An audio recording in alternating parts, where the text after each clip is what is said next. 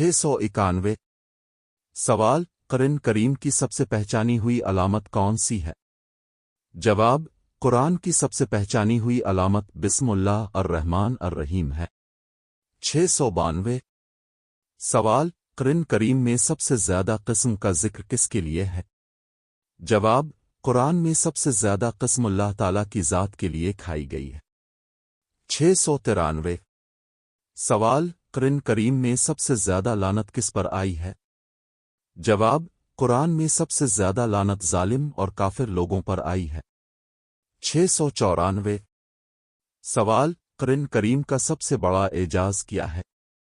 جواب قرآن کا سب سے بڑا اعجاز یہ ہے کہ یہ الفاظ معنی اور علوم غیب میں مکمل اور بے نظیر ہے۔ 695 سوال قرآن کریم کے محفوظ رہنے کی دلیل کیا ہے؟ جواب قرآن کریم ختم نہیں ہوا، اس کا ہر حرف محفوظ ہے، جیسا کہ اللہ تعالیٰ نے فرمایا ہم نے قرآن کو حفاظت کے لیے نازل کیا ہے۔ سورۃ الحجر 9۔ 696 سوال قرآن کریم میں سب سے زیادہ وعدہ کس کے بارے میں ہے؟ جواب قرآن میں سب سے زیادہ وعدہ متقیوں اور نیک عمل کرنے والوں کے لیے جنت کا دیا گیا ہے۔ 697 سوال قرآن کریم میں سب سے زیادہ ڈر کس کے لیے بیان کیا گیا؟ جواب قرآن میں سب سے زیادہ ڈر کافروں اور گناہگاروں کے لیے عذاب آخرت کا بتایا گیا ہے۔